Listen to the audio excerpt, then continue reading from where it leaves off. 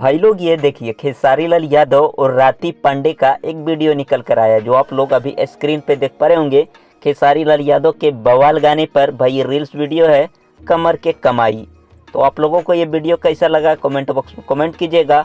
और आप लोगों को बता दूं, खेसारी लाल यादव और राती पांडे भी एक बहुत ही बड़ा गाना आने वाला है जिसका आप लोग बेसब्री से इंतजार कर रहे हैं। भाई आप लोगों का इंतजार जल्द ही खत्म होने वाला है। खेसारी लाल यादव राती पांडे एक साथ में जब गाना आएगा तो भाई मज़ा ही आ जाएगा। जितने भी फैंस हैं काफ़ी दिनों से इंतजार कर रहे हैं भाई, इस लुक को देख रहे थे खेसारी लाल यादव के साथ में।